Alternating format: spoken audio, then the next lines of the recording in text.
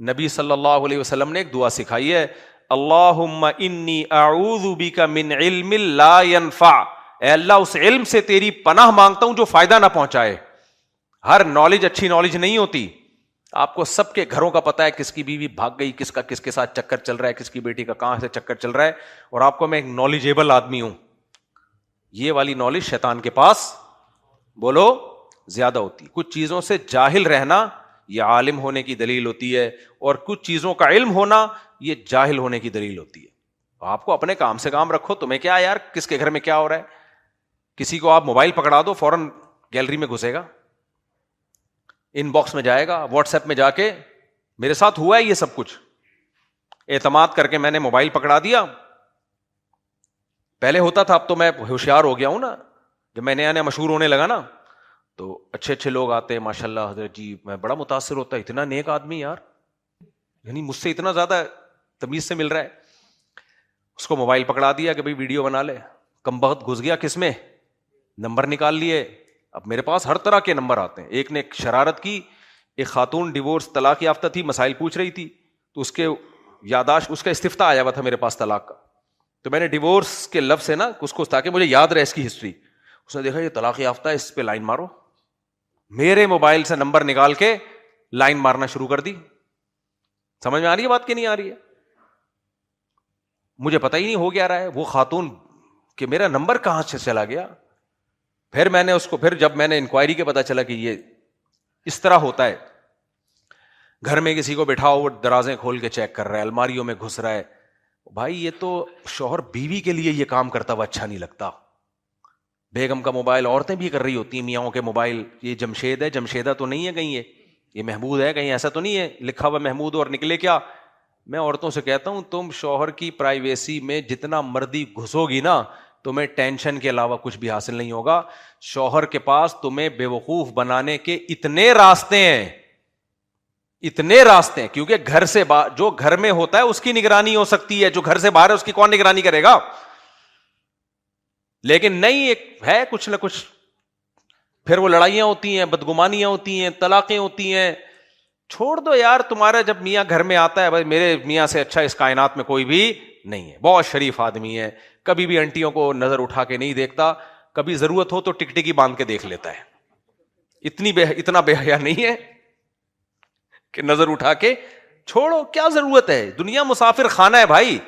اگر تمہیں یہ لگے کہ میرا میاں اچھا ہے, حقیقت میں نہ ہو, اور اس سے تمہارا ٹائم اچھا گزر جائے, تو یہ زیادہ بہتر نہیں ہے.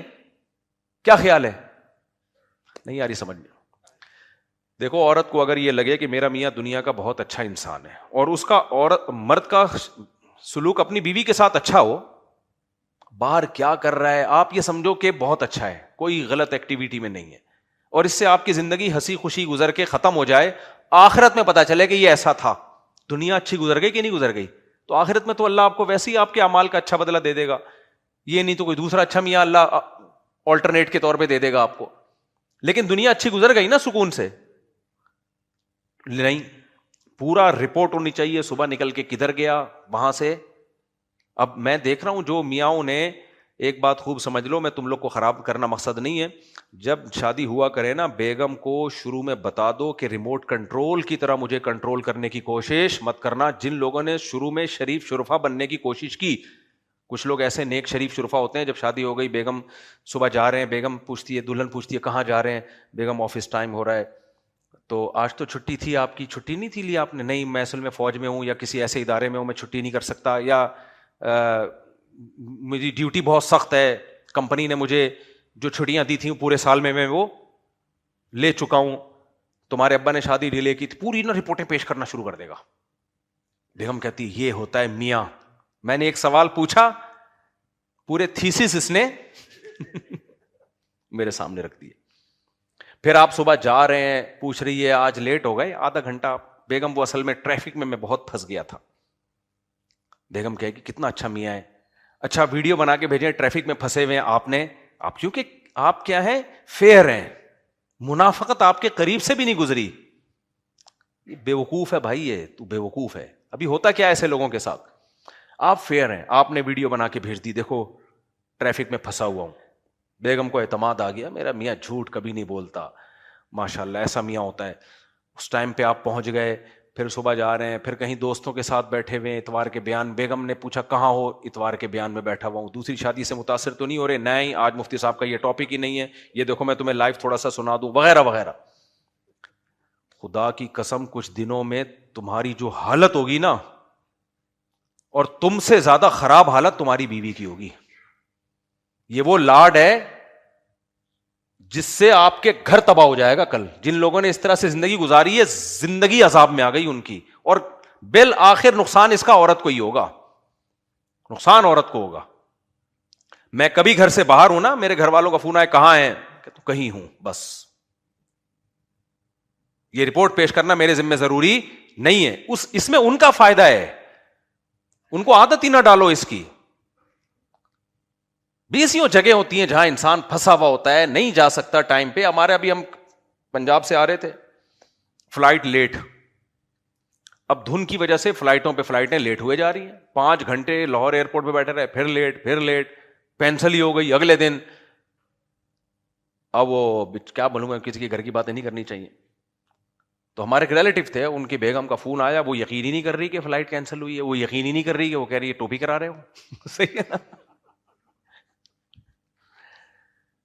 ایک اور ہمارے دوست ہیں, کسی کو نہیں پتا چلے گا کس کی بات ہو رہی ہے. وہ بےچارے, ان کی عمر ہو گئی ہے 60 سال کے ہو گئے. وہ کہہ رہے ہیں یار ایسا ریموٹ کنٹرول کی طرح میں نے شروع میں بس کنٹرول میں آ گیا, تو اب میری تو زندگی عذاب بن گئی ہے. کہیں نہیں جا سکتا, کہیں نہیں بیٹھ سکتا, بہنوں کے پاس تک نہیں بیٹھ سکتے. اس میں پھر لڑائیاں ہوگی, نقصان اس میں عورت کو ہی ہے. بھائی بیگم کو بتاؤ, بیگم رخصتی تمہاری ہوئی ہے, میری نہیں ہوئی ہے. تم آئی ہو وہاں سے ہجرت کر کے, یہاں باؤنڈ ہوئی ہو. میں تو جیسا جمشید تھا ویسے کا ویسا ہی جمشید ہوں. میں صرف اتنا باؤنڈ ہوا ہوں کہ تمہارے حقوق ادا کروں گا, نان نفقہ, اور تمہیں پراپر ٹائم دوں گا. اب کون سا ٹائم دوں, یہ کوئی آفس نہیں ہے کہ 8 بجے آنا ہے اور شام کو 8 بجے نکلنا ہے میں نے, یا جہاں بیٹھا رہا ہوں میں تمہیں بتا. اتنا تو فوج میں فوجی نہیں بتا رہے ہوتے اپنے آفیسر کو کہ کس وقت کہاں بیٹھا ہوں میں. تو اس سے زندگی آپ بھی, یہ شروع میں یہ لوگ کر لیتے ہیں یہ, پھر اس کے بعد آپ بھی ڈپریشن میں, گھر میں لڑائیاں ہوتی ہیں, اور بالآخر نقصان اس کا عورت ہی کو ہوتا ہے. تو اتنا لاڈ شروع میں مت دو کہ افورڈ کرنا مشکل ہو جائے اس کو. بیگم کو سمجھا دو, بیگم میں کوئی غلط ایکٹیویٹی میں نہیں ہوں, میرے کسی سے کوئی تعلقات نہیں ہے, لیکن گھر پہ میں, اور رات کو جلدی گھر پہ آیا کرو. ایک آدھ دفعہ کبھی لیٹ ہو جاتا ہے, شریف آدمی رات کو کہاں ہوتا ہے, گھر پہ ہوتا ہے. یہ شروع سے روٹین بناؤ, شروع سے. کبھی لیٹ ہو گئے تو بھائی مجھے آج کام ہے, میں دیر سے آؤں گا, بس اتنا کافی ہے. میں وہاں بیٹھا ہوا ہوں, میں ادھر بیٹھا ہوا ہوں, میں یہ کھا رہا ہوں, میں وہ کھا رہا ہوں. اس سے کبھی کبھار تو ٹھیک ہے, لیکن یہ زندگی عذاب بنتی ہے اس سے. اور جن گھروں میں, مجھے لوگ بولتے تھے یہ کون سا طریقہ ہے یار, اچھا اس سے شروع میں جھگڑا ہوگا, آپ گھر سے باہر ہو, بیگم پوچھ رہی کہاں, کہیں, جواب میں کیا ہوں, کہیں. شروع میں لڑائی ہوگی اس سے, پھر ہمیشہ کے لیے سکون ہو جائے گا. شروع میں لڑائی ہوتی ہے اس سے, کیوں بتا کیوں نہیں رہے, بتا کیوں نہیں رہے. میں نے کہا میں بھائی میں اس لیے نہیں بتا رہا کہ میں چاند پہ پہنچا ہوا ہوں اس وقت, میں لوکیشن نہیں شیئر کر سکتا. حالانکہ میں کہیں نہیں بیٹھا ہوتا, میں ہو سکتا ہے ادھر ہی گائے کے پاس بیٹھا ہوا ہوں. لیکن عادت کیوں بنائے بھائی ہم اس کی, ہر وقت اپنے ماں باپ کو نہیں رپورٹ پیش کی جا سکتی, ہر وقت آدمی دماغ وہ ہو جاتا ہے اس سے. تو جب بڑا ہو جاتا ہے آدمی, بچے تو ٹھیک ہے, بچوں پہ تو کیئر ہونی چاہیے, اب تو بڑے ہو گئے نا, جب شادی تو جب بڑے ہوئے تبھی تو ہوئی ہے نا شادی. اب لوگ زیادہ اچھا بننے کے چکر میں ایک ایک چیز کی رپورٹ بیگم کو پیش کر رہے ہیں, پھر آمدنی بھی پوری بتا رہے ہوتے ہیں اس کو.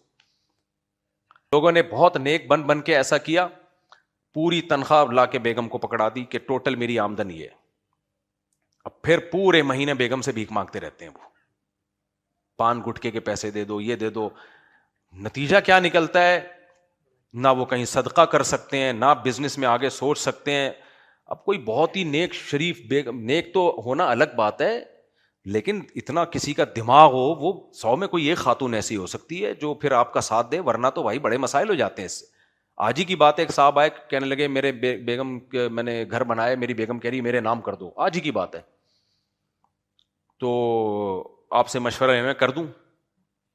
میں نے کہا کیوں کہہ رہی ہے, کوئی آپ کے بارے میں ریپوٹیشن خراب ہے کہ کوئی بعض دفعہ مرد نان نفقہ نہیں دے رہا ہوتا, خطرہ ہوتا ہے کہ گھر بیچ باچ کے چرس میں اڑا دے گا. وہاں تو ہم بھی مشورہ دیتے ہیں بھائی بیگم کے نام کر دو, ہم بھی دباؤ ڈالتے ہیں, تاکہ وہ تو تمہارے مرنے کے بعد سہولت زندگی گزارے نا, ہمیں پتا ہے یہ اڑا دے گا عیاشی میں, شراب کباب میں اڑا دے گا, ایسے میں تو ٹھیک ہے.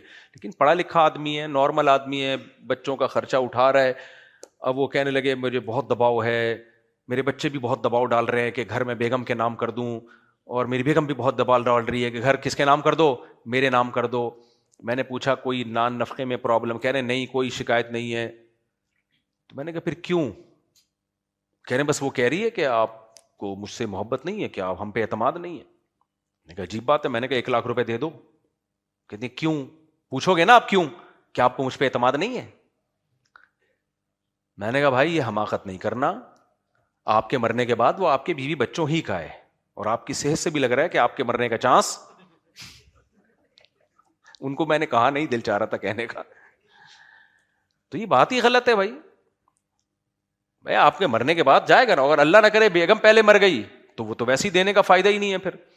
تو خام خواہ کی نا نیک بننے کی نا, ایکسٹرا آرڈینری جو نیک بننے کی کوشش کرتے ہیں, ہر چیز میں شریعت نے بیلنس کا حکم دیا ہے. کس کا؟ اعتدال. ہر چیز میں اعتدال ہے بھائی. دیکھو اللہ نے ہمیں حکم دیا بیوی سے محبت کریں, ساتھ ساتھ سربراہ بھی بنایا ہے. اس کو لے کے چلنا بھی کس کی ذمہ داری ہے؟ آپ کی. وہ دوست تھوڑی ہے, فرینڈ تھوڑی ہے, گرل فرینڈ نہیں ہے وہ آپ کی. اس کی ذمہ داری ہے آپ پر, اس کی تربیت, اس کی جو ہیلتھ ہے مینٹلی ہیلدی رہے, وہ دماغ خراب نہ ہو اس کا. بچے کو بہت زیادہ لاڈ پیار دینا شروع کر دے باپ, ہر مطالبہ پورا کر رہا ہے, تو لوگ کیا کہیں گے؟ محبت تو کرتا ہے لیکن بچے کو بگاڑ رہا ہے. لوگ کہیں گے کہ نہیں کہیں گے؟ یار جو کہتا ہے تو یہ تو بگڑ جائے گا, جب اس کی خواہشات پوری نہیں ہوں گی تو چوریاں کرے گا, ڈکیتی کرے گا. لہذا باپ کیا کرتا ہے؟ وہ بچے کے مطالبے پورے بھی کرتا ہے اور بہت سے مطالبوں پہ نو بھی کہہ دیتا ہے. کیوں کہتا ہے؟ اب بچہ کہہ رہا ہے مجھے یہ چاکلیٹ چاہیے, مجھے یہ چاہیے, مجھے وہ چاہیے, باپ کہتا ہے نہیں. تو کوئی باپ کو یہ تانا دیتا ہے کہ تجھے اپنے بچے سے نفرت ہے؟ کوئی تانا دیتا ہے؟ نہیں دیتا. کیوں؟ اس لیے کہ ان کو پتا ہوتا ہے جہاں بچے سے محبت ہے وہاں یہ بچے کا سرپرست بھی ہے, اس کے ذمہ اس کی تربیت بھی ہے. تو ایسے ہی انگریزوں کا یہ تصور ہے کہ میاں بیوی بس ایک جیسے ہوتے ہیں. نا, اسلام نے کہا ہے کہ جس باپ نے اپنی بیٹی تمہیں دی ہے تو سنبھالنا بھی اب کس کے ذمہ ہے؟ صرف کھلانا پلانا نہیں ہے, سنبھالنا ہے. تو سنبھالنے میں یہ ہے کہ بیلنس لے کے چلنا ہے. اتنا زیادہ نہیں ہو کہ وہ بس کہیں کے بھی نہیں رہو آپ, وہ اس کو نقصان ہوگا اس کا فیوچر میں چل کے. وہ ایسا کنٹرولنگ سسٹم آ جائے گا نا کہ بس گئے کام سے آپ, اسی کا نقصان ہے کل جا کے اس کا. تو خیر میں بتا رہا تھا کہ وہ جو یوسف علیہ السلام کی خبر مصر میں پھیلی, ایک دم اسپیڈ کے ساتھ پھیلتی چلی گئی. اس سے کیا سبق ملتا ہے ہمیں؟ مثبت چیزیں کم پھیلتی ہیں, منفی چیزیں زیادہ پھیلتی ہیں. لیکن سورہ حجرات میں اللہ نے ہمیں کیا کہا ہے, اور قرآن میں دوسرے مقامات پر, مثبت چیزوں کو زیادہ پھیلاؤ, منفی چیزوں کو بالکل بھی نہ پھیلاؤ. تو ہم تو بالکل الٹا چل رہے کہ نہیں چل رہے. عبداللہ بن مسعود کے پاس 4 گواہ آئے کہ ہم نے فلاں کو زنا کرتے ہوئے دیکھا ہے, حالانکہ ان کے لیے گواہی دینا جائز تھا. عبداللہ بن مسعود نے فرمایا کہ یعنی جس کا مفہوم میں اپنے الفاظ میں بتا رہا ہوں کہ کاش تم اس کو ذلیل نہ کرتے. تو صحابہ کرام کبھی بھی کسی کی برائی کی خبر سن کے خوش نہیں ہوتے تھے. حتیٰ کہ نبی کے پاس جو خاتون آئی نا کہ مجھ سے زنا ہو گیا ہے, تو نبی کو بھی خوشی نہیں ہوئی تھی. نبی نے چہرہ پھیر لیا, اپنا چہرہ پھیر لیا. پھر وہ دوسری مجلس میں دوبارہ آئیں, پھر آپ نے چہرہ پھیرا اپنا. پھر تیسری مجلس میں دوبارہ آئیں, پھر چہرہ پھیرا آپ نے اپنا.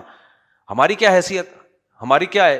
کوئی آ کے اپنی برائی بتا رہا ہو, ایک دم لڈو پھوٹنا شروع, ابے اب اس کے خفیہ راز ہمارے سامنے آنے والے. ہم جب پڑھتے تھے نا تو مجھے یاد ہے 4-5 بندے بیٹھے ہوئے تھے, اسکول کا واقعہ ہے. تو ایک لڑکے کے منہ سے کچھ اپنی نکل گیا, اس نے کوئی برائی کی ہوگی. اس زمانے کی کیا برائی ہوتی تھی, کوئی تھوڑی سی وہ بھی دیکھ لیتا تھا نا, کسی کی تصویر شیمپو کی بوتل پہ کسی خاتون کی, اس کے لیے وہ بھی اس پہ بھی عاشق ہو جاتا تھا. تو کہیں اس نے اپنی کوئی برائی بیان کی ہوگی تھوڑی سی. تو مجھے یاد ہے ہماری کلاس میں ایک لڑکا اس کے پیچھے پڑ گیا, یار پورا بتاؤ واقعہ ہوا کیا ہے. ہم لوگ تو پیچھے ہٹ گئے, ہم نے کہا چھوڑو یار اس کا ذاتی ہے. وہ پیچھے پڑ گیا, بتاؤ, اس کو اگل رہا ہے. میں نے اس کو جا کے بولا, میں نے کہا بھائی تو کیوں بتا رہے آپ, جو ہوا بٹی پا یار. وہ کیوں اگل رہا ہے؟ تاکہ اس کی کمزوری مجھے پتا چل جائے. دیکھو انسان اگر نیوٹرل ہو کے سوچے نا, اپنے بارے میں 2 منٹ میں فیصلہ کر سکتا ہے میں اچھا آدمی ہوں یا برا آدمی. یہ کوئی زیادہ ڈیفیکلٹ کام نہیں. اندر سے میں اچھا ہوں یا برا. کسی کی برائی سن کے خوشی ہو رہی ہے نا, اور دل چاہ رہا ہے اور اگل, سمجھ لو اندر سے کیا ہو, برے ہو. اور کسی کی برائی سن کے تکلیف ہو رہی ہے. مجھے یاد ہے ہم اپنے شیخ کے ساتھ بیٹھے ہوئے تھے, حضرت کے ساتھ, کسی نے آ کے کسی مولانا کی برائیاں کرنا شروع کر دیں, وہ اٹھ کے ہی چلے گئے. تو ہمیں نہیں پتا چلا یہ کس سلسلے میں گئے ہیں. پھر ان کے کسی بہت ہی کلوز خادم نے بتایا کہ ان کو برا لگا ہے کہ یار اچھا بھلی مجلس چل رہی تھی, آ کے کیا گند ڈالنا اس میں شروع کر دیا. اور اس غیبت کی ضرورت بھی نہیں تھی, کوئی ضرورت ہو تو ایک الگ بات ہے. ہم نے علماء سے سنا ہے کہ جو آدمی برائی کرتا ہے اس کی مثال ایسے ہے, یعنی جو گناہ کرتا ہے اس کی مثال ایسے ہے جیسے بیچ سڑک میں کسی نے پہانا کر دیا, یہ بھی غلط ہے. اور جو اس برائی کے چرچے کر کے پھیلاتا ہے وہ ایسے جیسے ڈنڈی سے لے کے اس کو پوری سڑک کو کیا کر رہا ہے, خراب کر رہا ہے. تو زیادہ برا کون ہوا, پہلا یا دوسرا؟ دوسرا ہوا.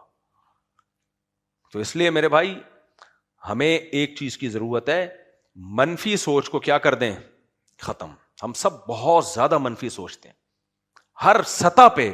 اچھا منفی جو باتیں کرے گا وہ چلتا بھی بہت ہے, یہ سب ایسے ہیں, یہ سب ہے. حکمرانوں میں بھی سارے برے نہیں ہوتے, یہ بھی ذہن میں رکھو. جب تک ریلیشن ہمارا نہیں تھا نا, ہم بھی سمجھتے تھے سارے 2 نمبر ہیں, لیکن ہمیں ایسے ایسے خاندانی لوگ ان میں ملے ہیں, ایسے ایسے خاندانی لوگ ملے ہیں آفیسرز میں, 18 گریڈ 20 گریڈ کے آفیسرز میں. میں نے کہا یار یہ تو ہم سے زیادہ نیک ہیں. یہ تو سارے کہیں بھی برے نہیں ہوتے میرے بھائی, اور ہر چیز ہمارے خلاف سازش بھی نہیں ہوتی. سارے کام امریکہ کے بھی برے نہیں ہوتے. میں نہیں کہہ رہا امریکہ بہت اچھا ہے, حاجی ڈونلڈ ٹرمپ کے تو آپ کو کارنامے پتہ ہیں, سلو کے ایوارڈ مل رہے ہیں ان کو.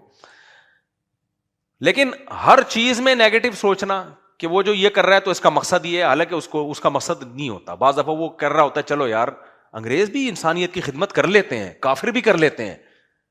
یہ جو پولیو کی ویکسین ہے نا, یہ گورے نے اس پہ بہت زیادہ خرچہ کیا ہے اس کو دنیا میں پھیلانے پر. اس کا مقصد جو میں نے ریسرچ کی ہے, اور ان لوگوں کے ساتھ جو اہل ہیں ریسرچ کے, جن کو پتہ ہے معاملات کا, کہتے ہیں کہ انگریز نے اس کے کیا کوئی بچہ مر گیا تھا یا کوئی پولیو سے ہو گیا, اس نے تہیہ کیا تھا کہ میں دنیا سے پولیو کا خاتمہ کروں گا. تو اس میں اس کی بہت بڑی رقم خرچ ہوئی ہے پولیو کی ویکسین کو بنانے میں, دنیا میں پھیلانے میں. لیکن ہمارے ہاں پروپیگنڈا کیا ہے, اس میں اولاد کے جرثوم میں, جس سے بچے پیدا نہیں ہوتے, اس میں یہ ہے, اس میں فلانا ہے, اس میں. ہم بھی یہی بیان کرتے رہے پہلے, کیونکہ ہم بھی اسی سوچ کو لے کے پیدا ہوئے, بڑے ہوئے. جب ہم نے اپنے طور پہ تحقیقات شروع کی ہیں, ڈاکٹروں سے ملے ہیں, ان لوگوں سے ملے جہاں پولیو کی ویکسین بنتی ہے, اور وہ ریسرچ سینٹر میں کام کر رہے ہیں اور نیک لوگ ہیں, انہوں نے بتایا بھائی کچھ بھی نہیں ہے اس میں, پوری دنیا سے خاتمہ ہو گیا. لیکن پاکستان, افغانستان اور 1-2 اور ملک ہیں افریقہ, یہ ٹھٹائی کے ساتھ اڑے ہوئے ہیں, نہیں تم ہمارے بچوں کو کیا پلا رہے ہو, زہر پلا رہے ہو. کیوں؟ یہ وہاں سے آ رہے ہیں انگریزوں سے, اور انگریز ہمارے خیر خواہ نہیں ہو سکتے. بھائی وہ ہم پتہ ہے نہیں ہوتے خیر خواہ, لیکن ایسا نہیں ہے کہ سارے کام ہی انسانیت کے لیے وہ غلط کر رہے ہو. بہت سے کام انسانیت کو, دیکھو اللہ نے نیکی کا جذبہ انسان میں رکھا ہے, چاہے وہ کافر ہو چاہے وہ مسلمان ہو. یہ جذبہ ہی اگر ختم ہو جائے تو مکلف ہی نہیں رہے گا اس انسان. کیا مطلب؟ گاڑی اردو استعمال کیا, آسان لفظوں میں سمجھاتا ہوں. اللہ نے انسان کو پیدا کیا کہ نہیں کیا؟ اب اللہ چاہتا ہے کہ پیغمبروں کے ذریعے میں انسان کو اپنے احسانات بتاؤں کہ اللہ ایسا ہے, اللہ ایسا ہے, اللہ ایسا ہے. تو انسان کے اندر اللہ نے جو سافٹ ویئر ڈالے ہوئے ہیں, وہی سافٹ ویئر یہ ڈالے ہیں کہ جب وہ سنتا ہے کہ کسی کے احسانات مجھ پر بہت زیادہ ہیں, تو اس کا دل اس کے لیے نرم ہونا شروع ہو جاتا. یہ سافٹ ویئر کافر کے دل میں بھی ڈلیں اور بولو مسلمان کے دل میں بھی ڈریں. ابو جہل میں بھی تھے یہ, لیکن کیا کیا ابو جہل نے؟ حق کی مخالفت کرتے کرتے کرتے کرتے وہ سافٹ ویئر وہ ریموو ہی ہو گئے, اس سے دل سیاہ ہو گیا. لیکن نیچرلی قرآن حدیث کہتی ہے کل مولود یولد علی الفطرہ, ہر بچہ فطرت پہ پیدا ہوتا ہے, چاہے کافر ہو, چاہے سکھ ہو, چاہے ہندو ہو, چاہے مسلم ہو. تو ماحول خراب کرتا ہے اس کو. تو اگر کافر کے اندر رحم کا جذبہ ہی ختم ہو جائے نا, یعنی اللہ کی طرف سے ہی ختم ہو جائے, یہ سافٹ ویئر ہی نہ ہو, تو پھر میرے بھائی آزمائش کس بات کی ہے؟ آزمائش ہی ختم ہو جائے گی نا. وہ کہہ سکتا ہے میرے اندر تو رحم کا, شیر کے اندر رحم کا جذبہ ہے. ارے آپ شیر کو سمجھاؤ کہ دیکھ میں تجھے روزانہ 2 کلو گوشت کچا لا کے کھلا دیا کروں گا, ہرن کو مت چھیڑنا اب تو آئندہ کبھی, کسی دن بھوک لگ رہی ہو, ہرن سامنے آئے تو اس پہ حملہ مت کرنا, مجھے بتانا, مجھے کال کر دینا, میں تجھے کچا گوشت لا کے کھلا دوں گا, صاف ستھرا تکا مسالہ ڈال کے کھلا دوں گا میں تجھے. شیر ترس کھائے گا ہرن پہ؟ نہیں کھائے گا, اس میں ترس کا مادہ ہے ہی نہیں. ہرنی بچہ جن رہی ہوتی ہے, شیر آ کے اس پہ حملہ کر دیتا ہے, بچے کو کھا جاتا ہے, ماں کو کھا جاتا ہے, اس میں جذبہ ہی نہیں ہے. جب جذبہ ہی نہیں ہے تو اس کا امتحان ہی نہیں ہے. سمجھ رہے ہو کہ نہیں سمجھ رہے؟ کافر کا امتحان یہ ہے کہ اس کے سامنے اللہ کی آیات پڑھی جاتی ہیں, اس کے سامنے اللہ کے احسانات یاد دلائے جاتے ہیں, اس کے سامنے اسلام کی باتیں کی جاتی ہیں, جذبہ اللہ نے اس کے اندر رکھا ہے, اس کا دل ہلنا شروع ہو جاتا ہے. پھر اس کی مرضی کہ اپنے ضمیر کی بات مانے یا اپنی خواہشات کا غلام بن کے حق کا انکار کرتے. جذبہ اس کے اندر پیدا ہوگا, تبھی تو حدیث میں آتا ہے جو گناہ کرتا ہے دل میں کالا نقطہ پڑتا ہے, یعنی دل شروع سے سیاہ کسی کا بھی نہیں ہوتا, نہ کافر کا نہ مسلمان کا. حق کی بات کا انکار کرتے کرتے کرتے دل سیاہ ہونا شروع ہو جاتا ہے. تو اب ہم لوگوں نے یہ فرض کر لیا کہ جو کچھ بھی ان ملکوں سے ہو رہا ہے, کوئی بھی کچھ ہمارے لیے ہو رہا ہے, وہ سب غلط ہو رہا ہے. یہ غلط ہے, یہ بہت زیادہ منفی سوچ ہے. بہت سارے کام وہاں سے ہو رہے ہیں جو ہمارے لیے ہو رہے ہیں, وہ صحیح ہو رہے ہیں. ان کے پیچھے کچھ ڈونرز ہیں یا کچھ لوگ ہیں جنہوں نے انسانیت کی خدمت کا ایک جذبہ ہے ان کے دل میں. وہ پھر یہ نہیں دیکھتے مسلمان ہے, کافر ہے, ہندو ہے, کہتے سب مسلمان, سب انسانوں کو یہ سب سہولتیں ملنی چاہیے. لیکن منفی سوچ جب آپ کی ہوگی تو آپ یہ بات نہیں کر سکتے پبلک کے سامنے. پبلک یہ سننا چاہتی ہے ہر چیز کیا ہو رہی ہے, غلط. ڈاکٹر بھی غلط ہیں, اور پولیو بھی غلط ہے, فلانا بھی غلط ہے, یہ بھی غلط ہے, وہ بھی غلط ہے, کام سارے کر رہے ہوتے ہیں. جب دوسرے کی باری آتی ہے تو کیا ہے, غلط ہے.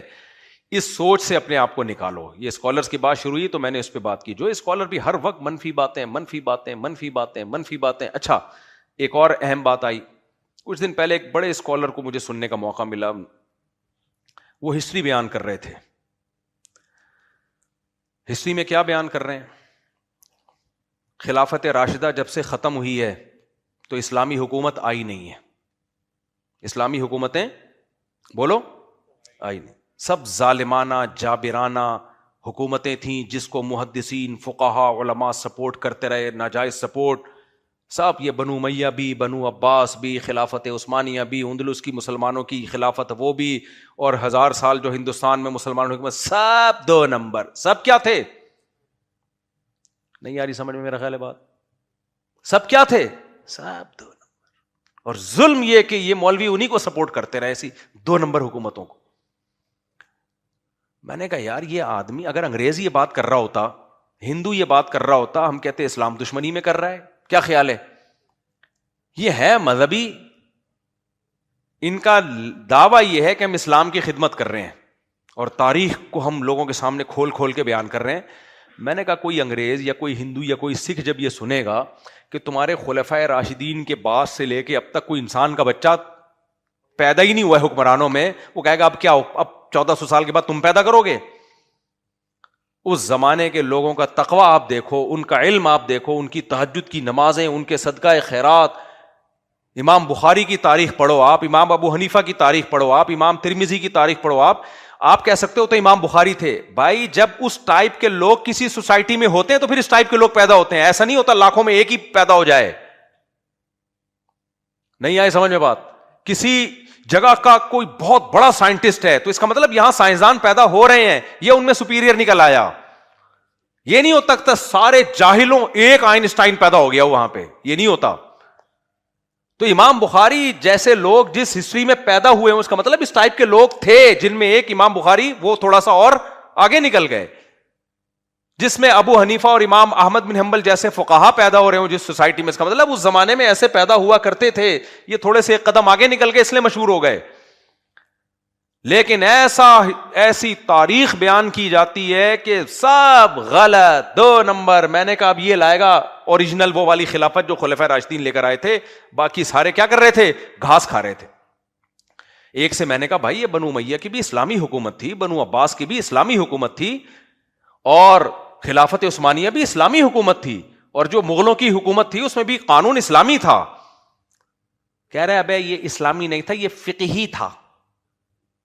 فقہی کیوں فقہی کہہ رہے؟ کہیں حنفیت قائم تھی، کہیں شافعیت تھی، کہیں حنبلی. یہ تو فقہ کی حکومت تھی، اسلام تھوڑی تھی. عجیب پاگل پنے والی بات ہے. تو یہ فقہ اسلام کے علاوہ کچھ اور ہے؟ فقہ تورات و انجیل سے اخذ کیا ہے، وہی اسلام ہے جس کو فقہا نے بیان کیا اور فقہ کی کتابوں میں اس کو محفوظ کر لیا، وہی لا کی شکل میں نافذ ہو گیا. تو اس طرح کے اسکالرز کو جب انسان سنے گا تو مثبت سوچ پیدا ہوگی یا منفی؟ بولو.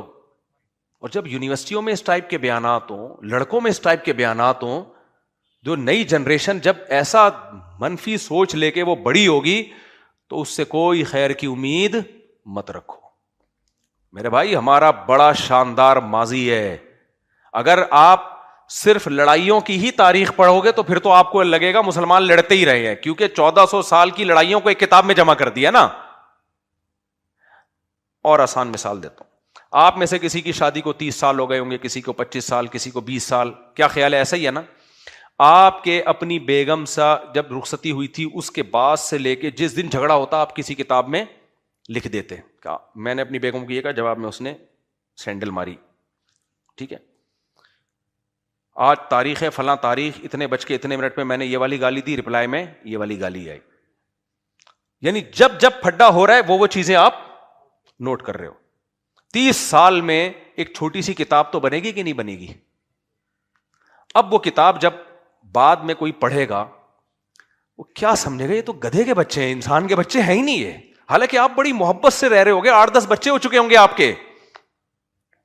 لیکن کیا ہے، تاریخ لکھنے والے نے لکھی ہی کتاب لڑائیوں پر ہے، تو آپ کو یہ لگے گا کہ حالانکہ آپ بڑی محبت سے رہ رہے ہوگے، مثالی شادی ہوگی آپ کی، بڑی مثالی شادی ہوگی آپ کی. 8-10 بچے بھی اگر کسی مثالی شادی میں نہ ہو تو پھر کون سی شادی میں ہوں گے بھائی؟ کیا خیال ہے؟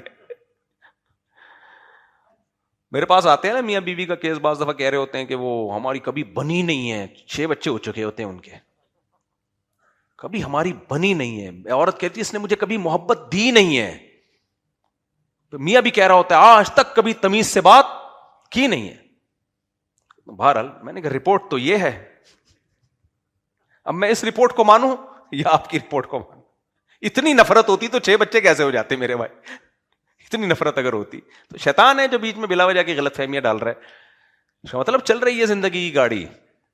خیر، تو کچھ لوگ نا مسلمانوں کی تاریخ میں جو لڑائیاں ہیں، عبداللہ بن زبیر کا جھگڑا ہوا تھا، اور پھر حجاج بن یوسف کا جو ظلم اس نے کیا، اور وہ پوری ہسٹری سے وہ ساری چیزیں نکال کے پڑھتے رہتے ہیں، پبلک کے سامنے لاتے رہتے ہیں. ایسا لگتا ہے ہم انسان کے بچے نہ تھے، نہ ہیں، نہ کبھی بن سکتے. میرے بھائی اگر اتنے ہی ہم برے ہوتے، اتنے برے ہوتے، تو کیا ہماری اتنی عظیم الشان حکومتیں بنتی؟ بنو امیہ کے دور میں جو حکومت قائم ہوئی ہے نا، حکومت آپ کہہ سکتے ہو ظلم کی بیس پہ حکومت تھی. نہ ظلم کی بیس پہ اتنی بڑی ریاست قائم نہیں ہو سکتی، کیونکہ لوگوں کو پتا ہوتا ہے ہمارا بادشاہ ظالم ہے، کمبخت کا بچہ ہے. وہ ہر آدمی اپنا مفاد پرست ہوتا ہے، وہ اپنا فائدہ لے کے نکل لیتا ہے. ہمیشہ اتنی بڑی طاقت ویژنری لوگوں کے ساتھ ہوتی ہے، اور ویژنری لوگ جس کا ویژن اچھا ہو، پرسنل لائف میں جیسا مرضی ہو، جب ویژن، میں ایک مثال دیتا ہوں، اللہ نہ کرے آج دوبارہ جنگ چھڑ جاتی ہے انڈیا پاکستان کی. کتنے لوگ ہیں جن کو آرمی چیف سے 20 قسم کے اختلافات ہیں، لیکن ملک سے محبت کرتے ہیں. کیا خیال ہے؟ ملک سے وہ کیا کرتے ہیں؟ تو اس لڑائی میں سارے کے سارے متحد ہو جاتے ہیں کہ نہیں ہو جاتے؟ کیوں؟ ویژن کوئی شخصیت نہیں ہے، ویژن کیا ہے؟ کنٹری ہے. تو ویژن کے پیچھے لوگ قربانیاں دے دیتے ہیں، شخصیتوں کے پیچھے کوئی نہیں دیتا قربانی. دیتے ہیں لوگ، کچھ لوگ دیں گے، کچھ مخالفت کریں گے. ہٹلر ایک شخصیت تھی نا، اس کے پیچھے لوگوں نے قربانیاں دینا شروع کی. کیسی مار کھائی آخر میں آ کے، خودکشی کر کے مرا ہے وہ، کیونکہ کوئی ویژن نہیں تھا.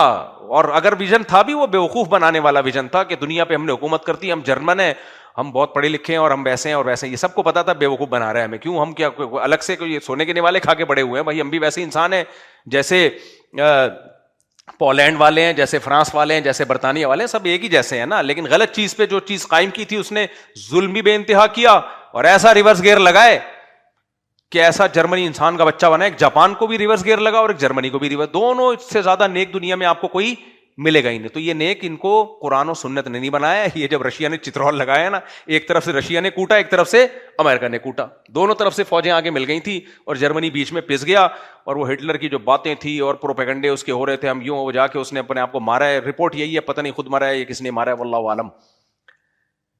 لیکن مسلمانوں کے ساتھ ایسا نہیں ہوا میرے بھائی. جب ہماری امپائرز قائم ہوئی ہیں دنیا میں, 1920 میں خلافت عثمانیہ کا خاتمہ ہوا ہے, 100 سال گزرے ہیں. آپ خلافت عثمانیہ کے تحت جو کنٹریز آتے تھے, کبھی ان کنٹریز کو آپ گوگل پہ سرچ کرو, کہاں تک انگریز کہتے تھے گریٹ اسیمین, گریٹ سلطنت.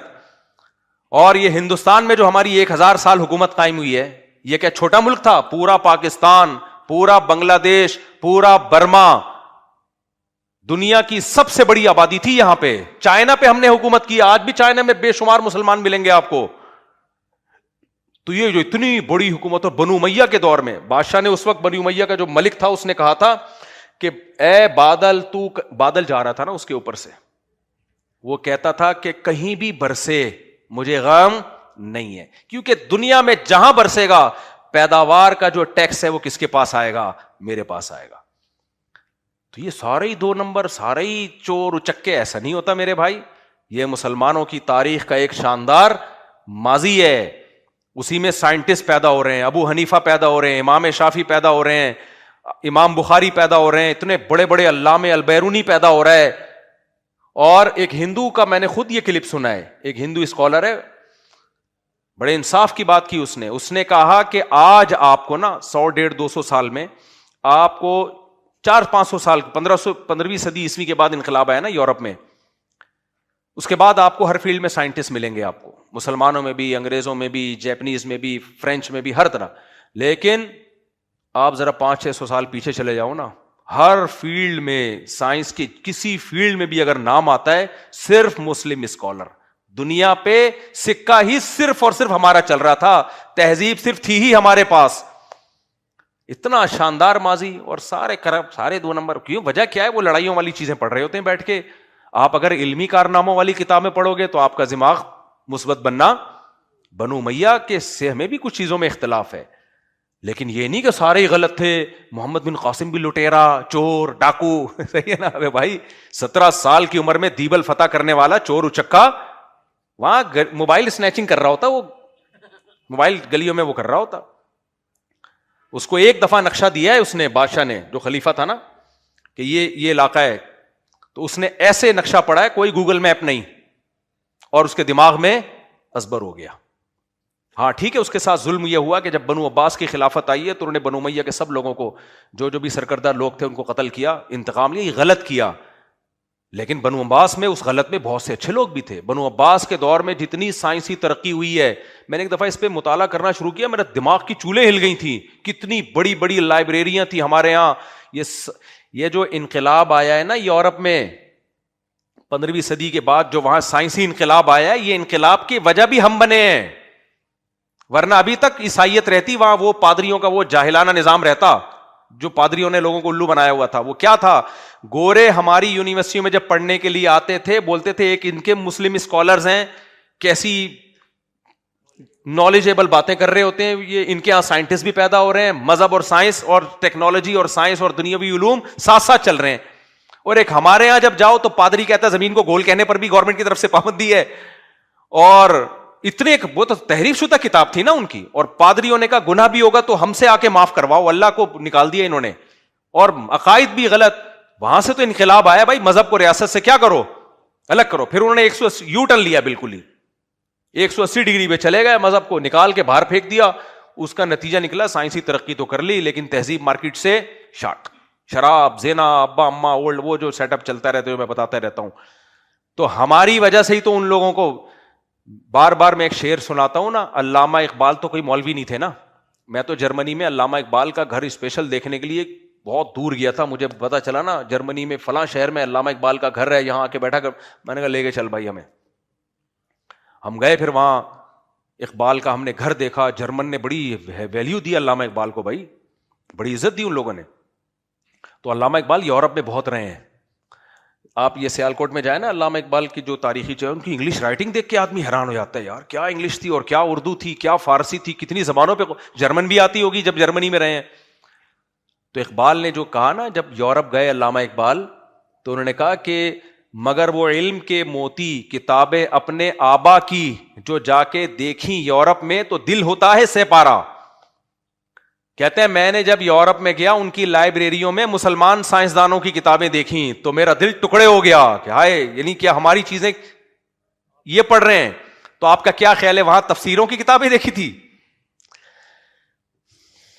ابے بھائی، علامہ اقبال جب یورپ کی لائبریری میں گئے تو ان کو امیر چار شادیوں والی کتاب نظر آئی تھی. ہیں یورپ نے جو فائدہ اٹھایا وہ تو ہماری میتھ، سائنس، بایولوجی، ان کتابوں سے فائدہ اٹھایا ہے، اور بہت سے ہمارے سائنسدانوں کے نام انہوں نے مس کر دی. اور خلافت عثمانیہ بھی کیوں ختم ہوئی ہے؟ وہ پھر ہم نے کچھ غلطیاں کی ہیں جس سے ختم ہوئی ہے، وہ غلطیاں آپ ہم دوبارہ کر رہے ہیں. وہ غلطیاں یہی تھی کہ اسباب سے ہم غافل ہو گئے، روحانیت کو زیادہ ہم نے فوکس کرنا شروع کر دیا، ہر چیز میں استخارے نکالو. ابے گراؤنڈ ریئلٹی کو دیکھ کے فیصلے کرو نہ جی استخارے نکالو. وہ ایک سنا ہے کہ بحری جہاز خریدا تھا، وہ بحری بیڑا خریدا خلافت عثمانیہ نے نا، تو اس کو پورٹ پہ لگنے نہیں دیا جا رہا تھا کہ پہلے اس میں ختم بخاری ہوگا، برکت کے لیے ختم بخاری ہوگا، پھر یہ پورٹ پہ لگے گا، قرآن خوانی ہوگی. اور یورپ دے دنا دن ترقی کیا جا رہا تھا، میزائل بنایا جا رہا تھا، بم بنایا جا رہا تھا. ہمارے یہاں پہلے ہر بم پہ فاتحہ پڑھ کے 3 دفعہ. ایز اٹ از اس طرح نہیں ہوا، لیکن اس طرح کی سوچ بن چکی تھی. اسباب سے جب غافل ہو گئے تو اللہ تو پھر انتقام لیتا ہے بھائی. اور پھر دوسرا اس سے بھی زیادہ بڑی وجہ یہ بنی فنٹر گیری. لڑائی چل رہی تھی جرمن کی، جس میں ایک طرف جرمنی تھا ایک طرف برطانیہ تھا، دونوں کی جنگ تھی، ہمارا کوئی لینا دینا نہیں تھا. ہم نے فنٹر بن کے کس کے اتحادی بن گئے؟ جو ماہرین ہے نا، ابو الحسن علی ندوی رحمۃ اللہ علیہ جیسے لوگ، ان کو پڑھا کریں آپ. انہوں نے جو تجزیے کیے ہیں اس تجزیے میں کہ یہ بھی ہے کہ خلافت اس جو پہلی جنگ عظیم میں بلا وجہ کود پڑی. وہ بھی جذباتی لوگ نا، جذباتی لوگوں نے اٹھایا ہوگا خلیفہ کو، لڑو تم بھی، ہمیں تو ہم پوری دنیا میں ہم نے اسلام کو غالب کرنا. بھائی اپنی حیثیت تو دیکھو، آپ کے پاس اتنی تیاری ہے نہیں ہے تو پہلے تیاری کرو، اور آپ کو اس جنگ میں لڑنے کی شریک ہونے کی ضرورت کیا ہے آپ کو. لیکن وہ جرمنی کے اتحادی بنے، جرمنی گیا تو خلافت بھی گئی ہماری. اب ایک تحریک ہے، میں نام نہیں بتاؤں گا اس کا، آج کل وہ خلافت کی بہت تحریک چلا رہے ہیں یونیورسٹیوں میں اور بہت جگہوں پہ خلافت کی تحریک چلا رہے ہیں. پاکستان میں ہم نے خلافت لانی ہے، اور ان کا مرکز پتہ ہے کہاں ہے؟ برطانیہ میں. ان کا مرکز کہاں ہے؟ لیکن اتنی بڑی بڑی داڑیاں ہوتی ہیں ان کی، فوج میں بڑی محنت کر رہے ہیں کہ ہم بغاوت کر کے خلافت لے کر آئیں گے. اور 20-30 سال سے میں ان کو دیکھ رہا ہوں. ایک دن میں نے کسی سے کہا کہ آپ لوگ جو خلافت کی تحریک چلا رہے ہو، اور مصر میں بھی ان کی تحریک چل رہی ہے، اور ان کا کام ہوتا ہے فوج میں کہ فوج کو بغاوت پہ اکسانا کہ ہم اسلامی نظام لے کر آئیں گے. میں نے کہا جس برطانیہ میں تمہارا ہیڈ کوارٹر ہے وہ تو ہماری خلافت کا خاتمہ کرنے والا وہ ہے. ہماری خلافت کا خاتمہ اس برطانیہ نے کیا ہے، اور برطانیہ اب ہیڈ کوارٹر بنا کے اسلامی ملکوں میں خلافت لا رہا ہے. تو میں نے کہا بھائی یہ لیبل لگا رہا ہے خلافت کا. مقصد یہ ہے کہ بڑی خلافت کو تو توڑ دیا، جو چھوٹی چھوٹی خلافتیں کے سانسیں چل رہے ہیں نا اس وقت خلافتوں کے، آپ اس کو خلافت کہیں یا ملوکیت کہیں، جو بھی کہیں، جو چھوٹی موٹی حکومتیں چل رہی ہیں ان میں بغاوت کروا کے ان کا بھی بیڑا غرق کر دو، تاکہ تابوت میں آخری کیل ٹھوک کے ختم کر دو. تو ہم لوگ اعلی کار بن رہے ہوتے ہیں کسی اور کا، اور وہ ساری قرآنی آیتیں بھی یاد. اور میں نے کہا بھائی تمہارا مرکز، جیسے قادیانیوں کا مرکز کہاں ہے؟ برطانیہ میں. تو میں ان قادیانیوں سے بولتا ہوں کہ نبی معاذ اللہ، ہمارے نبی کی مدد کے لیے ایک نیا نبی آیا معاذ اللہ، اور برطانیہ میں بیٹھ کے وہ ہمارے نبی کا سپورٹر، اس کے خلیفہ بنے ہوئے ہیں. یہ منجن کسی اور کے سامنے بیچو، ہمارے سامنے یہ منجن. دیکھو ایک تو ہر بات تمہیں دوبارہ سے بتانی پڑتی ہے. قادیانی یہ کہتے ہیں کہ جو مرزا غلام احمد قادیانی آیا وہ اصل میں ذلی، معاذ اللہ نقل کفر، ذلی نبی ہے، اسلام کو طاقت دینے کے لیے آیا ہے. اسلام کو خطرہ سب سے زیادہ کس سے تھا؟ برطانیہ سے، جس نے خلافت عثمانیہ کا خاتمہ کیا. یہی ہے نا؟ تو جو نبی کی مدد کے لیے آیا وہ شیلٹر کس کا یوز کر رہا ہے؟ جس سے لڑائی تھی اسی کا شیلٹر یوز کر رہا ہے. آج برطانیہ قادیانیوں کی سرپرستی چھوڑ دے تو ان کی خلافتیں جو چل رہی ہیں نا، پہلا خلیفہ، دوسرے خلیفے، آپ نے دیکھو یوٹیوب پہ دیکھو، پہلا خلیفہ بھی برطانیہ میں ملے گا آپ کو، دوسرا خلیفہ بھی کہاں ملے گا؟ اتنی سپورٹ تو ہمارے سیاستدانوں کو نہیں مل رہی ہوتی بھائی جتنے تمہارے خلیفوں کو سپورٹ مل رہی ہے. اور دعویٰ یہ کہ سچا نبی ہے جو ہمارے نبی کی مدد کے لیے آیا ہے. واہ واہ واہ. جو مدد کے لیے آیا وہ دشمنوں کے چھاؤں میں پل رہا ہے. کسی قادیانی میں تھوڑی سی سمجھ ہونا, یہی بات کافی ہے کہ آپ کے جھوٹے نبی کے دعوے جھوٹے تھے. اس کو انگریز نے لانچ کیا تھا مسلمانوں کو توڑنے کے لیے. تو ایسے ہی کچھ تحریک خلافت کے نام پہ چل رہی ہیں. جب میں بتایا ان کا ہیڈ کوارٹر برطانیہ میں ہے, اور ہمارے ینگسٹر ہمارے یونیورسٹیوں کالجز کے لوگ بڑے متاثر ہو رہے ہیں, اور پھر ہم پہ آ کے منہ پہ طنز کرتے ہیں, تم لوگ نظام کے لیے تو کوئی بات کرتے نہیں ہو, خلافت تو ختم ہو گئی, اس کے لیے تو کچھ کرتے نہیں ہو. ہم کہتے ہیں بھائی جو ہیں ملک ان کو تو بچاؤ. کہہ رہے ہیں نہیں نظام بدلو. بھائی بدلو کون تمہیں کچھ اور کوئی اور تمہیں یہ پٹیاں پڑھا رہا ہے. تو ان کا مرکز کہاں ہے؟ برطانیہ میں. تو خیر ایک بات یہ کہ منفی سوچ جلدی چلتی ہے, مثبت نہیں. تو ہم نے کیا اپنا دماغ بنانا ہے, مثبت کو فروغ دینا ہے, منفی باتوں کو نہیں دینا. ہمارے نبی بھی جب صحابہ سے ملتے تھے نا تو وہ آپ کو یہ پسند نہیں تھا کہ میرے سامنے کسی کی شکایت کی جائے. آپ چاہتے تھے کہ میرا دل سب سے صاف. دوسرا کام, جلدی سے بات کو سمیٹتا ہوں, دوسرا کام کیا کہ جو بھی تمہیں احمقوں کی جنت میں لے کے جا رہا ہے اس سے کبھی متاثر مت ہو. دیکھو ایک اسکالر کو میں نے, ایک اسکالر کہہ رہا ہوں, یوٹیوب پہ اکثر لوگ کاروبار کے طریقے بھی بتا رہے ہوتے ہیں, ان میں زیادہ تر تو 2 نمبر ہی ہوتے ہیں, کچھ اچھے بھی ہوتے ہیں. تو اس نے بتایا بھائی اس میں اتنی انویسٹمنٹ ہے, اتنا بہت تھوڑا سا پروفٹ بتایا اس نے, ویڈیو پہ ویوز ہی نہیں ہے. سمجھ رہے ہیں, کیونکہ صحیح بات کہہ رہے وہ کیا کر رہا ہے, صحیح بات کہہ رہے. لیکن جو تمہیں احمقوں کی جنت میں لے کے جائے گا کہ اس کاروبار میں آپ اتنے پیسے لگائیں, ایسے آپ کے نوٹ چھاپنے کی مشین بن جائیں گے, تو یہ جو احمقوں کی جنت میں تمہیں لے کے جائے گا, نوجوان طبقہ اس سے بہت متاثر ہوتا ہے. سمجھتے ہو کہ نہیں سمجھتے؟ سیاست دانوں میں بھی جو سیاستدان احمقوں کی جنت دکھاتا ہے, میں یہ کر دوں گا, یہ ہو جائے گا, یوں ہو جائے گا, فلانا ہو جائے گا, بندہ کیا ہے یہ, ابے تم نے اس کے لیے ورک کیا ہے, تمہارے پاس فریم ورک کیا ہے, میکینزم کیا ہے, اس کا طریقہ کار کیا ہے. کوئی بات جو اسکالرز کر رہے ہوتے ہیں نظام بدلو نظام بدلو, ہم اس نظام کو نہیں, نظام بدلو. کیسے بدلو, کیا طریقہ ہے تمہارے پاس؟ بغاوت کرنی ہے, اسلام آباد پہ تم قبضہ کرنا چاہتے ہو, اسلحہ لے کے بم دھماکے کرنا چاہتے ہو, یا الیکشن کے ذریعے کو بہت نیک آدمی لانا چاہتے ہو, تو الیکشن تو ہوتے ہی نہیں ہے, تو الیکشن تو سلیکشن ہوتی ہے, تو فوج بدلو, تو فوج بدلنی ہے تو آرمی چیف کو اڑانا ہے, یا کیا کرنا ہے آپ نے؟ آرمی, اللہ نہ کرے آرمی چیف اڑا دیا تو پھر دوسرا جو چیف آئے گا وہ کیا امام مہدی ہوں گے؟ آلٹرنیٹ فوج کیا ہے تمہارے پاس؟ کوئی بات ان اسکالرز کے پاس, اور یہ مذہبی لوگ کر رہے ہیں, کچھ بھی نہیں ہے, کسی بات کا جواب نہیں ہے. لیکن چونکہ بات بہت بڑی ہے, لوگ بات کا سائز دیکھتے ہیں, بات کا وزن دیکھتے ہیں, کتنی وزنی بات کی ہے, اس لیے اس سے کیا ہو جاتے ہیں, متاثر. تبھی میں کہتا ہوں آپ لڑکی کے ابا کو بتائیں آپ کے لیے میں نے رشتہ دیکھا ہے, آپ کی بیٹی کے لیے, وہ آپ کے لیے نہیں, وہ تو بہت بے ہوش ہو جائے گا خوشی سے, آپ کی ایسا داماد 6 فٹ قد ہے اس کا, چوڑا سینہ ہے اس کا, عمر صرف 20 سال, میچور اتنا جیسے 40 سال کا, نہ چرس پیتا ہے, نہ شراب پیتا ہے, نہ نشوں میں بیٹھتا ہے, نیک پرہیزگار, دیندار بھی بہت زیادہ نہیں کہ آپ کی بیٹی کو ٹینشن دینا شروع کر دے, بالکل بہت فضائل آپ نے بیان کر دیے. باپ تو متاثر ہو جائے گا کہ نہیں ہو جائے گا؟ لیکن جو عقل مند باپ ہوگا وہ بولے گا جھوٹ بول رہا ہے, اتنا میں نیک نہیں ہوں ہے بھائی, یہ کیا کر رہا ہے؟ شادی دفتر والے بتا رہے ہیں کہ ہم آپ کی بچی کو ایسا رشتہ بتائیں گے, آپ 1 کروڑ روپے بس فیس جمع کرا دیں, آپ رشتہ ایسا ہوگا, یہ بھی ہوگا, یہ بھی ہوگا, یہ بھی ہوگا, یہ بھی ہوگا, یہ بھی ہوگا, ایسا بھی ہوگا, ویسا بھی ہوگا, دوسری شادی بھی کبھی بھی نہیں کرے گا, وغیرہ وغیرہ. مفتی صاحب کے بیان بھی کبھی نہیں سنے گا, مفتی طارق مسعود کو صبح شام گالیاں دے گا. اتنا نیک آدمی. اس وقت تو لڑکی والے یہی دیکھ رہے ہوتے ہیں کہ یہ داماد, ہمارا ہونے والا داماد مفتی صاحب کو کیسا سمجھتا ہے. اچھا سمجھتا ہے تو بالکل اچھا داماد نہیں ہے, برا سمجھتا ہے فی الحال اتنی نیکی, اتنا نیک ہونا کافی ہے.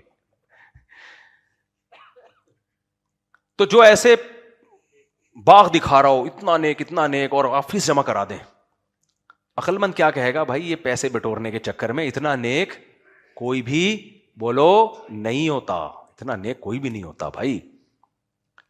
تو اسی طرح میرے بھائی کچھ اسکالرز یہ کر رہے ہوتے ہیں کہ آپ کو لڑکوں کا فیور, اسٹوڈنٹ کا فیور لینے کے لیے کہ سب بس ہمیں سمجھے ہم ہیں اصل، ہم کیا ہیں اصل، تو وہ ایسے آپ کو باغات دکھاتے ہیں، یہ کر دو وہ کر دو، کوئی پیکج نہیں ہے، کوئی طریقہ نہیں ہے، کیسے کر دو، بس باتیں کرتے رہو. تو ہماری جو ینگسٹر ہیں، نوجوان ہیں، یہ ایسی چیزوں سے زیادہ متاثر ہوتے ہیں. کب بھی کوئی بڑی سے بڑی بات کرے فوراً پوچھا کرو کیسے ہوگا یہ، how is it possible, English میں پوچھ لو بے شک، how is it possible for us to do this. ٹھش ٹھش، شیر ہو گیا کہ نہیں ہو گیا؟ How is it possible for us to do this. Sir please explain. کل میرا تھوڑے سے بیگم سے کچھ میں نے انگلش ماری دوا، میں نے کہا تو پڈا ختم ہو گیا. خیر اچھا، تو جو ہے آپ بولو بھائی یہ کیسے ممکن ہے، یہ کیسے پاسبل ہے، اس کا طریقہ کیا ہے؟ تو کئی بار میں نے اپنا واقعہ سنا، بس یہ واقعہ سنا کے بیان ختم کرتا ہوں، ایک اور دفعہ سنا دیتا ہوں. ہماری ٹیم تھی، کرکٹ ٹیم، اس کا نام تھا فرینڈز کرکٹ کلب. ہم جب چھوٹے تھے نا 8ویں 9ویں 10ویں میں، فرینڈز کرکٹ کلب کے نام سے ہم ٹورنامنٹ کھیلا کرتے تھے. اچھا ہم چونکہ چھوٹے تھے، ہمارے مقابلے بڑی بڑی ٹیموں سے ہو رہے ہوتے تھے. نیو وائٹ ایک ٹیم تھی ہماری، عبد الواحد ہمارے ماڑی پور کے بڑے، ابھی بھی اللہ ان کی عمر میں برکت دے، وہ سارے بڑے بڑے لڑکے ہوتے تھے، وہ سارے ایکسپرٹ تھے. ہم 8ویں 9ویں کے بچے کہاں سے ان سے میچ جیت سکتے. اب ہم میچ ہار رہے ہوتے تھے. میں اوپنر جایا کرتا تھا، کبھی چوکے چھکے لگ گئے تو لگ گئے نہیں تو بولڈ ہو گئے. اب جب بار بار ہم ہارے ہیں، ہر ٹورنامنٹ سے آؤٹ ہو جاتے تھے، تو ہماری کرکٹ میں نا بھرم بازیاں بہت ہیں. میٹنگ ہو رہی ہے، کیپٹن اور پھر کوچ، وہ سب چوچلے ہم نے رکھے ہوئے تھے. کوچ بھی تھا ہمارا ایک، اور کیپٹن تو ہوتا ہی ہے ہر ٹیم میں. پھر ہر سیٹرڈے یا تھرسڈے کو ہماری میٹنگ ہوگی، چائے، اس پہ چندہ بھی ہم ہی دے رہے ہوتے تھے. تو چائے کی میٹنگ ہوگی، پھر اس میں یہ بسکٹ ہوگا، پھر تبادلہ ہوگا. بھائی ٹیم ہار کیوں رہی ہے؟ ابے ہار اس لیے رہی ہے تمہیں کھیلنا نہیں آتا اس لیے ہار رہی ہے، اصل وجہ یہ ہے. پھر پچ پہ نا مجھے یاد ہے ایسے ٹریننگ کر رہے ہوتے تھے ہم، بلہ لے کے نا یوں کر کے. ہمارا جو کوچ ہمیں بتاتا تھا یہ نہیں یہ سارے چھچوری حرکتیں ہم نے کی ہوئی ہیں، اس لیے ہمیں پتا ہے یہ بچکانا چیزیں. گیند اور بلہ ہے اور لگ گیا. پاکستانی ٹیم تو بیچاری اس لیے ہار رہی ہے کہ یہاں تو اقربا پروری کچھ میرا خیال ہے زیادہ چل رہی ہے نا. ابھی آئے ہوئے تھے کرکٹ کے نیشنل ٹیم کے کوئی کھلاڑی آئے ہوئے تھے، اللہ ان کی انہیں برکت دے. میں نے ان سے پوچھا آپ لوگ اتنا ہار کیوں رہے؟ انہوں نے بتایا کہ مارکیٹ میں ہو کیا رہا ہے، میں بتا نہیں سکتا، وہ پھر وہ بولیں گے راز فاش کر دیا آپ نے، ان کے لیے مشکلات ہوتی ہیں، لیکن غلط ہو رہا ہے کچھ. اتنے برے ہم ہیں نہیں، لیکن باقی یہ ٹیم جو ہے نا اس میں کرکٹ میں ششکے زیادہ ہیں. تو ہماری اب ٹیم بیٹھے ہوئے، ہمارے کیپٹن صاحب اور کوچ ووچ سب بیٹھے ہوئے نا، مشورے ہو رہے ہیں کہ ایکچولی ٹیم میں امپروومنٹ کیسے لائی جائے. میں نے کہا ایک تو فرینڈز کرکٹ کلب نام اچھا نہیں ہے، اس کو چینج کر دیا جائے. انہوں نے کہا پھر کیا نام رکھا جائے؟ میں نے کہا دوسرا نام تو میرے ذہن میں ہے نہیں. تو بالکل صحیح کہا کہ یا تو آلٹرنیٹ نام بتاؤ یار، یہ والا نہیں یہ والا رکھ لو. دوسرا آلٹرنیٹ نام ہے نہیں، بس اس کو برا کہہ دیا، یہ ٹھیک نہیں ہے، تو کنفیوژن میں ڈال دیا نا. اب ٹیم کو ایک ہی چیز پازیٹو تھی، ٹیم کو اپنے نام سے محبت تھی، فرینڈز کرکٹ کر، سارے دوست تھے اس میں. کھیل تو ویسے ہی صحیح نہیں رہے ہیں، ایک نام ہے جس سے محبت ہے، وہ نام کی بھی نفرت دل میں ڈال دی. تو اب اس سے کیا ہوگا؟ ٹیم جیتے نہ جیتے جو ایک چیز موٹیویٹ کرنے والی تھی وہ بھی کیا ہو گئی؟ ختم. پاکستان میں بھی ایسے ہی چل رہا ہے، نظام بدلو، یہ ملک اسلام کے نام پہ بنا ہے لیکن دھوکہ دیا جا رہا ہے اس میں، یہ ہو رہا ہے. ابے تو کیا آپ کریں؟ کیا گالیاں ہی دیتے رہیں، برا بھلا ہی کہتے رہیں، کرنا کیا ہے؟ کچھ نہیں پتا کیا کرنا ہے. تو ایسے گورنمنٹ کی طرف سے کوئی پابندی نہیں ہے، پھینکتے رہو بولتے رہو، یہ بھی غلط ہے وہ بھی غلط ہے. بھائی پازیٹو وے میں کوئی پیکج دو لوگوں کو، کوئی طریقہ بتاؤ. ہمارے پاس ایک پیکج ہے کہ بھائی تعلیمی نظام اپنے کنٹرول میں لو، اسکول بناؤ، یونیورسٹیاں بناؤ، مدرسے بھی بناؤ، یونیورسٹیاں بھی بناؤ، اسکول بھی بناؤ. آپ کہتے ہو یہ باطل لوگ فوج میں چلے گئے، باطل لوگ اسٹیبلشمنٹ میں چلے گئے، 2 نمبر لوگ، تو 1 نمبر لوگوں کو بھیجو. راستہ کھلا ہوا ہے سب کے لیے. عدلیہ میں ججز چور ہیں یار، آپ بچے پیدا کرو بھیجو نا. میں تھوڑی کہہ رہا ہوں بچے پیدا کر کے سب کو مولوی بنا دو. گروتھ ریشو تو آپ کے کنٹرول میں ہے بھائی. نکاح کرو، بچے پیدا کرو، بچوں کو کہاں بھیجو؟ آپ بناؤ اپنے بچوں کو، جج بناؤ، وکیل بناؤ، پہلے سے تربیت کرو. جب یہودی تربیت کر کے اپنے بچوں کو اتنی بڑی بڑی پوسٹوں پہ بھیج سکتا ہے لیکن ان کے دماغوں سے یہودیت نہیں نکلتی، تو اسلام تو سچا مذہب ہے بھائی، مسلمان کیوں نہیں یہ کام کر سکتا؟ کرنا ہی نہیں ہے. باتیں پھینکنے پر گورنمنٹ کی طرف سے کوئی پابندی نہیں ہے. لوگ کہتے ہیں اتنے بچے پیدا ہوں گے، تعلیم کا خرچہ تمہارا باپ دے گا. اس پہ محنت کرو یار, تعلیم آسان بھی بنائی جا سکتی ہے. میں نے غریبوں کے بچے بھی بڑی بڑی پوسٹوں پہ جاتے ہوئے دیکھے ہیں. ابھی بھی ہمارے ہاں تعلیم اگر بچہ پڑھنے والا ہے نا بہت سستی ہے, پڑھ سکتا ہے, وہ بہت سستی ہے, پڑھ سکتا ہے بچہ. اب کیسے ہے یہ تو آپ جاؤ, بہت سارے جو ہوم اسکولنگ والے لوگ ہیں ان سے پوچھو, یوٹیوب پہ کتنی ویڈیوز پڑی ہوئی ہیں. پڑھنے کا شوق ہو اس کے اندر, اس کو موٹیویٹ کرو. پڑھائی بہت ضروری ہے, بزنس اس کی بات کی چیز ہے. آج کل کچھ تاجر لوگ آپ کو یہ سکھا رہے ہیں کہ پڑھو نہیں بس کاروبار کو فوکس کرو. وہ جاہل آدمی کاروبار کر لیتا ہے لیکن رہتا وہ جاہل ہے. تعلیم چاہے دین کی ہو دنیا کی ہو, انسان کی جو مینٹالٹی کو جو مہذب کرتی ہے نا, وہ کیا کرتی ہے؟ ایجوکیشن. دنیا نے ترقی ایجوکیشن کی وجہ سے کی ہے نا. تو بزنس کرو بھائی, لیکن پہلے جو تعلیم کی عمر ہے وہ تو تعلیم میں لگے گی نا. اور تعلیم اسکولوں میں نہیں ہوتی, ایک کھوپڑی شریف میں بٹھا لو. اسکول فارمیلٹی کے لیے, تعلیم ہوتی ہے گھر میں ہی ہوتی ہے. میں نے جو کچھ پڑھا ہے نا گھر میں پڑھا ہے. اسکول میں تو جاتے تھے ایسی کھڑکی سے نکل کے باہر نکل کے بھاگ کے آ جاتے تھے. اسکول میں کیا, وہ اتنے 60 بچوں کو لے کے ایک ٹیچر چل رہا ہوتا ہے, تھوڑا بہت سمجھ میں آتا ہے.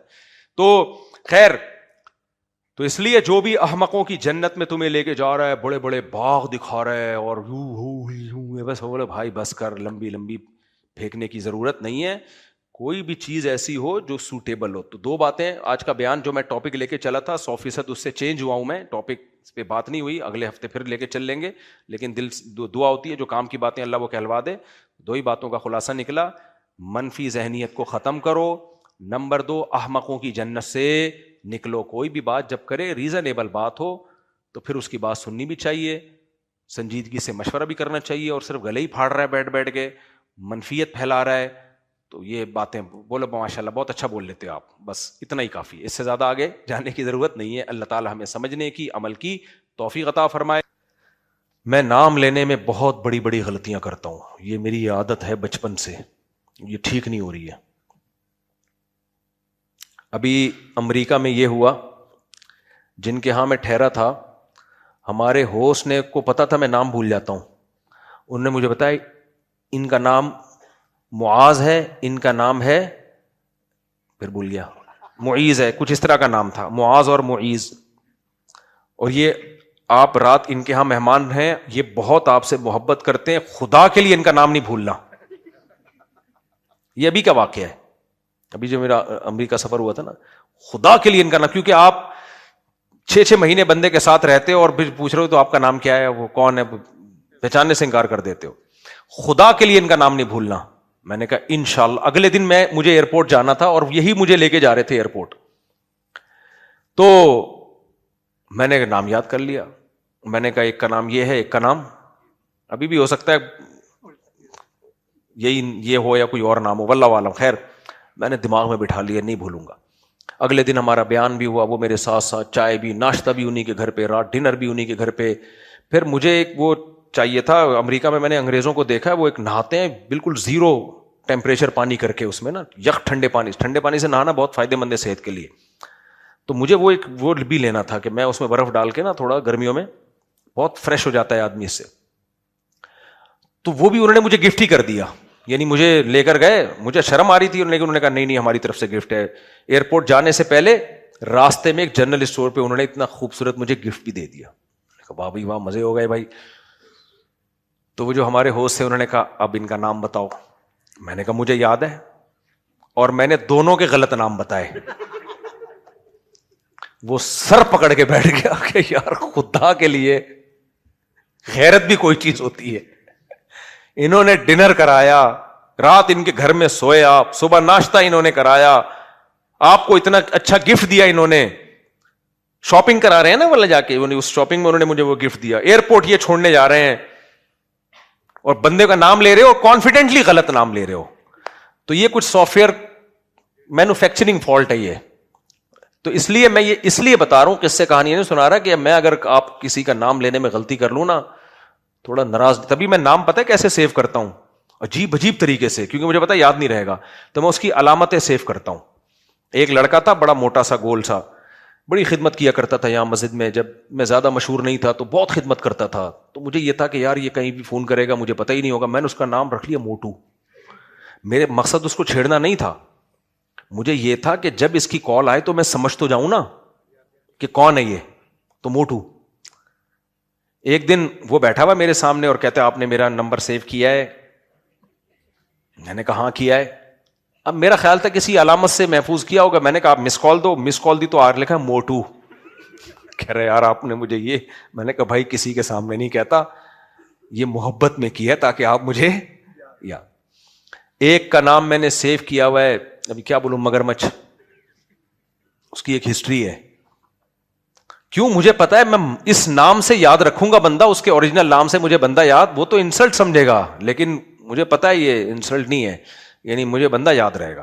تو یہ میری مجبوری ہے. چلیں بھائی بس بہت ہو گیا یار. میری بیوی محمد علی مرزا جہلمی کی فین ہے اور میں آپ کا بہت بڑا فین ہوں. میری بیوی کے بارے میں کچھ میسج کر دیں.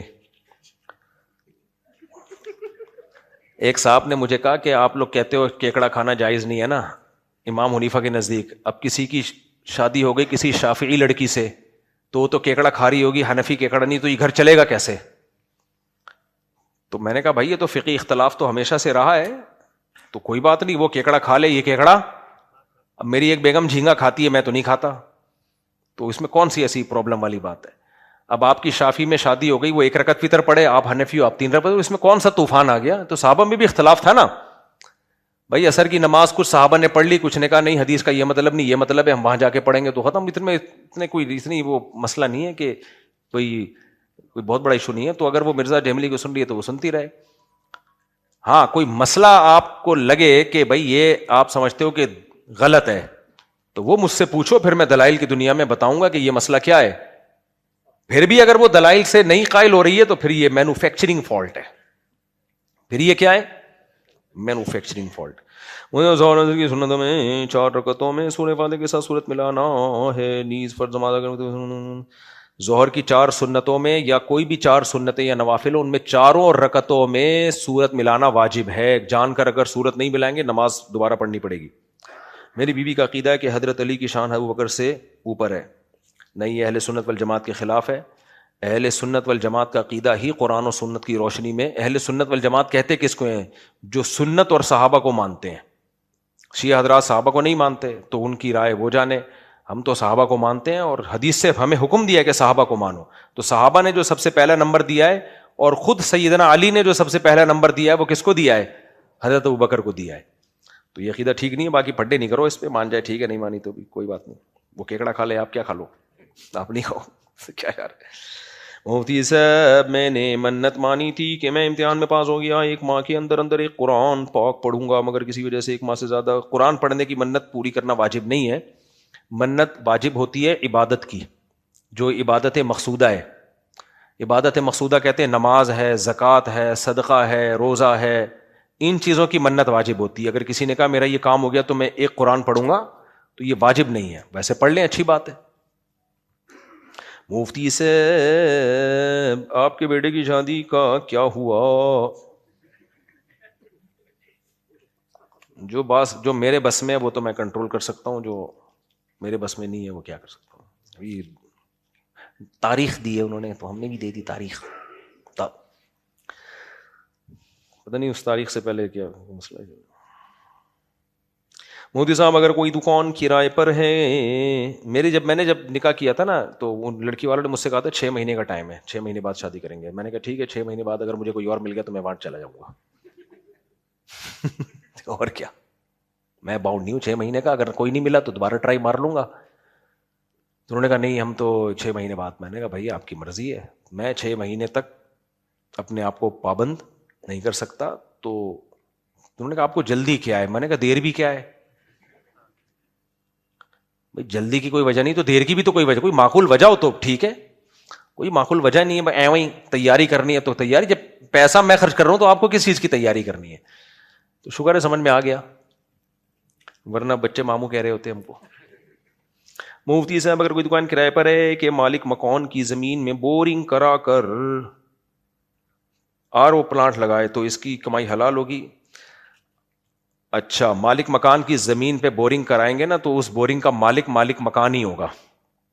سمجھتے ہو, جس کی زمین پہ کنواں کھدتا ہے اس کنویں کا مالک کون ہوتا ہے؟ زمین. تو مالک مکان کسی بھی وقت آپ کو نکال سکتا ہے کہ پتلی گلی سے نکلو. تو کیوں کسی کی زمین پہ وہ کام کر رہے ہو کہ لوگ یہ حرکت کر رہے ہوتے ہیں. اب ابا کی زمین ہے, اس پہ اپنا گھر بنا لیا, اب پریشان ہوتے ہیں, یہ گھر تو ہم کہتے ہیں وراثت ہے بھائی, یہ تو ابا کی زمین تھی, کہہ رہے گھر تو میں نے بنایا, تو اٹھا کے لے جا اپنا گھر. وہ کہہ رہے ہیں میں کہاں لے کے جاؤں, یہ تو سریے کی قیمت. ہم کہہ اب آپ کو سریے کی قیمت ہی ملے گی.